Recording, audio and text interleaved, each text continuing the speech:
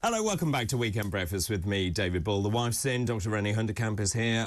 It's nice to see you again. I've forgotten what you look like. Really? Yeah. You saw me yesterday. I did.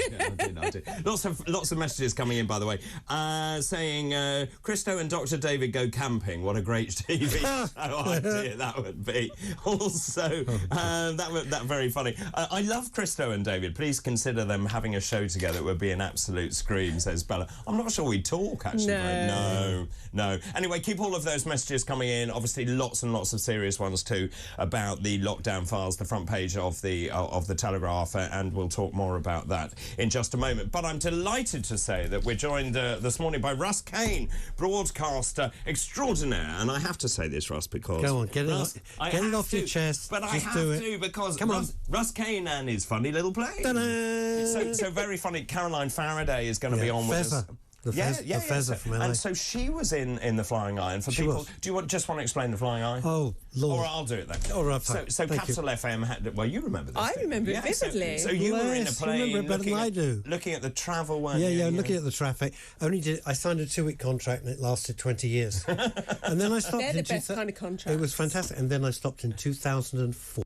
Is that right? Yeah. But you were so ingrained in my psyche, because obviously I listened to you the whole time. Is that a good thing? You're a doctor? Yes, it's good. Because it was positive. It was fun. I'm like a sandwich between two doctors. This is great. It is. All my neuroses can come out. Everyone says you can't see a doctor, and now you get to. No, precisely. And no receptionist. No, that's right. Even better. Be quiet, doctor. My receptionists are great. Are they lovely? They are. Okay, there's one then. There's one. They take a lot of rubbish. Honestly, I know that. You wouldn't want to be a doctor. Yes, they do. Right, so should we go through this? Can I ask you guys a question? Yes. As you're both doctors. Yes. Am I allowed to do this? I'm getting slightly off piece. How angry do you get when people don't turn up for an appointment? So I don't have this as a problem. I'm in a fairly wealthy part of London. It's a real thing that it really is a real bugs thing. me. I think it's more of a problem in the underprivileged parts of London. So when I work over in East London, there's more do not attend, and there must be reasons for that, you know. But where I am in North London, I hardly ever get a no-show. Because it's a shame because they're desperate to see you. Then I can't catch up. I mean, actually, technology's really helped things as well. So people get text. I was about to say, so you text them, and then you say yes or no and confirm and all the rest. So that has cut down the DNAs, as we call them, did not attends. But even in hospital, where I spent my career, we had a lot of DNAs. I mean, it was absolutely ridiculous that the numbers that didn't turn up. It's weird, isn't it? It's weird. And then they keep saying, it's just a real bugbear with me, and I just think, because it's such a waste of your resources, your time, and everything. It really is. Right, let's go through... I was a slight adjunct. Let's go through this morning's papers. Where do you want to start? I'm going to start because it's such a huge thing, and there's so much to unpack here, David, about the lockdown scare tactics. All right, I know you guys have done a deep dive into it before I joined you, but it's so Stalinist. It's so Stalinist controlling. And we were chatting before the show about the way that people who had differing views, and I'm not talking about the people wearing tinfoil hats and saying they're going to have nanobots put in and you're going to be controlled by Bill Gates. I'm not talking about that. I'm talking about people who had differing views, who weren't hysterical, and they were rubbished. And they were rubbished in such a gruesome, hardcore way, made to feel stupid, made to look stupid, ridiculed, and then you realise why. Because it didn't fit the agenda. You know, as a medical professional who takes her job very, very seriously, I actually started questioning myself because the vilification I got was so great. I actually think the Great Barrington Declaration was the way forward. It was the most sensible way forward.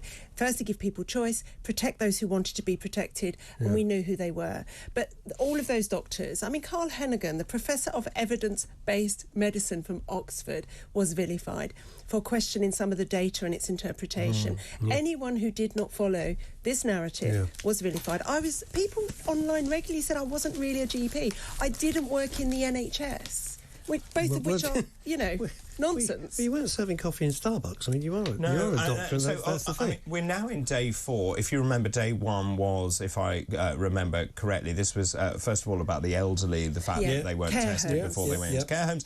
Then day 2 was about the fact that we forced children to wear masks, even though there was no data, and they did it just because they didn't want to have an argument with Nicola Sturgeon. Day 3 was about the police coercion, and the fact is the police were then made to do things like fine people for having a coffee, which is ridiculous. Crazy. But in some ways, it is almost the worst bit, which shows the government, or Matt Hancock, according to the Sunday Telegraph, used this to further his own career, to use the data he was given in a very selective way to frighten, and this is the front page of the Telegraph, the pants off the public. And they did that. Yes, they did. And I've been criticised as well on my own shows because I do believe that Project Fear was right. You know, that keep people nervous, keep people worried, keep people on edge. Why they're more malleable? Of course they are. Yes. You can do it. If I'd have said to you 4 years ago, tell you what, Dr. Bull, within 2 months, I'll have everybody in the country under house arrest, you would look at me and said, never get that guy in the studio. He's raving mad. They did it.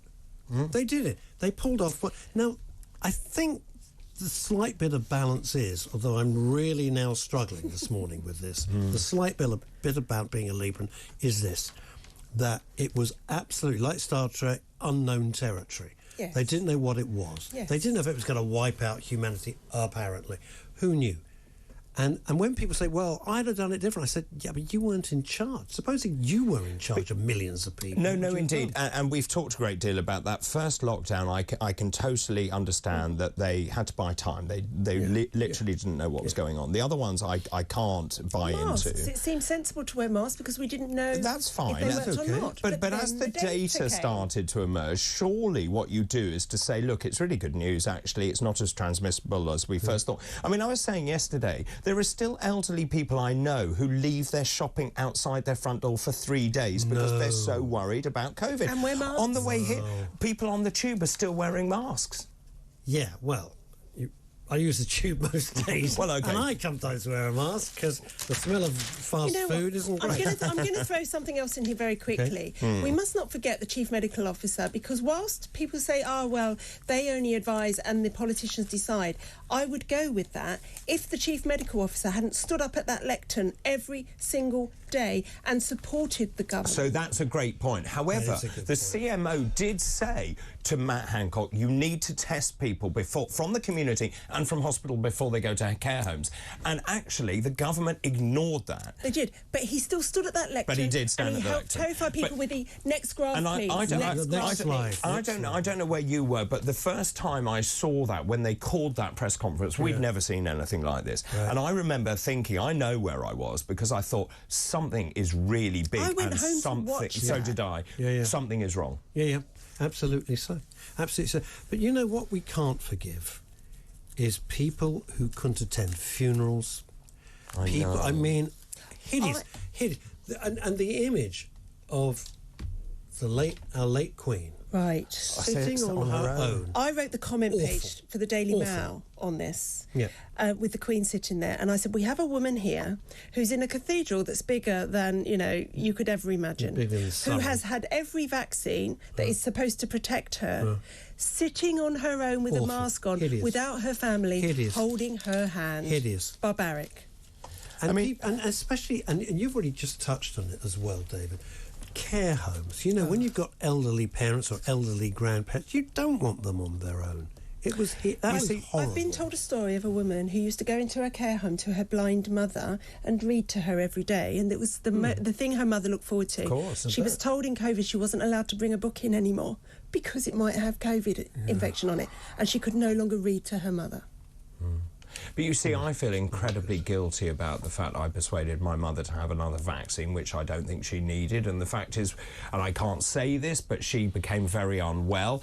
from my point of view, you and I have discussed that the timing is very suspicious, but we don't know. And as Renee said at the beginning, in terms of the vaccine rollout, it was rolled out very quickly. It was a triumph, actually, of medical science. However, there are side effects to these vaccines. We knew that at the time. But also, what is untangling, and I suppose that's the good thing about this, is that actually the truth will out in the end, and it is thanks to. It better do. It's thanks to Isabel right now. I agree. Because all of these things, they're just validating. All of these things are things that I and David and other people have been saying, but everyone could always dismiss it as you're just a lunatic, you're a COVID denier. But actually, no, we weren't. And, you know, but guys, I've had doctors on my own shows, and I asked them, would you have the vaccine? You know, they were PR companies would reach out, yes, so-and-so wants to come on because it's the next tranche of vaccines. So I'd have the doctors would come on and we'd talk to them, and I'd say, I'm not mentioning any names, and I would say, would you? Yes, I absolutely would have it. I would thoroughly recommend it. And I actually said the last time, I'm in two minds about it because I feel okay and I'm a little bit dubious. And when the spokesperson for that huge pharmaceutical, which I believe was Pfizer, spoke at the EU, and they discussed testing, and I thought, I don't like these answers at all. This doesn't sound like rigorous testing to me. This sounds like, let's belt this out as quickly as we can. At the core of it, and nearly with everything in life, as they always say, follow the money. Follow the money, because people made gazillions out of this. Did. I would say, as I've said millions before, and millions. if you can, everybody out there, go and watch Dope Sick on Disney, because everything that happened there is probably happening now. God. Let's move on. Let's talk about something else. What else have you got there? Well, of course, every single paper's got Harry and his latest... I'm leaving. I don't even want to talk about it. What is the headline? I mean, I nearly fell over. Harry says... Well, this one is... Harry says cannabis helped his mental health. Yeah. Depending, Harry, on your THC content, did you bother to check that out? Oh, it's a THC. And your genes. And you know, I'm gonna chip in here as somebody who has a brother with schizophrenia, who actually, if you speak to him, will actually tell you that cannabis played a big role in the development of his illness. Yes. Now, he probably had the genetic disposition to develop it, and that's probably the link. However, we don't know who does or who doesn't, and I think that's an irresponsible statement from somebody in a position of power that cannabis helped my mental health. So you and I differ slightly on this. I think what we do need... We also know that for the people with intractable epilepsy, for example, cannabis is very useful. So we need to actually be, you know, but the point is, I agree on decriminalisation of it, David. Indeed. Because I want it controlled. I want the THC levels measured. Absolutely. I mean, the extraordinary thing, going back to Harry here, is the front page of The Sun says, I come from a broken home. I mean, I'm sorry. But here's news for you, Harry, so do I. A massively over... You're a spoilt brat. You're a spoilt brat. That's what you are. Shut up. Do you know what the difference between me and Harry was in our broken home? You didn't have a palace? I didn't have a palace. I had the East End of London. I had a superb mum, but I probably saw my father in 15 years 3 times because that's how good a father he was. Not. Harry had his whole family there. I didn't need therapy. I got over it and I cracked on with life. And David, I just want to say this, and I've said this, I've made this point many times, because he uses certain things as a crutch or as an excuse, all right, is this. My twins lost their beautiful mum when they were 5. OK? I'm not doing that for a sympathy vote. What I'm saying is they turned out to be great. Of course. And they're not doing this endless self-pity when people don't know how to get a roof over their head, I agree, food on the table. The guy's making millions. Shut up. 10 minutes. Give us a break. I agree. Also, their poll ratings are plummeting. I mean, actually... Well, because the Americans have seen through it. I agree. I feel quite vindicated in all of that. So what else have you got? Well, there's quite a bit of stuff that I love. And he's going, hallucinogens may have helped me to clean the windscreen of my troubled mind. Or you could go to Halfords, Harry. I mean, but it is totally tone deaf. The Sunday Express this morning, with him saying cocaine did nothing for me, but marijuana helped. Yeah. I mean, as you rightly say, we're in a cost of living crisis. People can't afford the heating. They can't afford to live. They can't afford to actually buy food. Yes. This is self-indulgent nonsense. But he has no self-awareness. and whoever he's surrounding himself with, yes. whoever his PR people, whoever his advisors, God, I wouldn't let them, excuse me, within 2 miles of me. And it's what I do for a living. I mean, I don't know. Either they hate him, and it's a joke, or they're really as thick as mints. I don't think they listen to them. I think they think they're really clever. I think Meghan thinks she's really clever, and they don't listen. Don't they? This is interesting. Furious families, a Manchester arena bomb. That was the Ariana Grande concert. May sue MI5 for negligence. Good. Do you know what, David? I listened to a mother in the press conference in the week. She lost 2 children in that bombing. And I just sat there and I thought, how would I even live? How would I go on and live? So this is, and we covered it the other day, but there were a litany of failures, weren't there? And they looked at the emergency services, and they also looked at the information, and MI5 not passing stuff to counter-terrorism police and vice versa. Yeah. I mean, in many ways, hopefully that has been rectified. Apparently they're now in the same building, and one hopes that they do share information. But clearly, you know, again, there's a human tragedy behind all of this. It always comes down to human level, and that's what happens when these things get very rarefied and they make it all grand and with using fancy pants phraseology. It's about people. And at the end of it, if you forget that it's all about people, I think then you're nowhere. This also highlights the whole working from home issue with certain civil servants.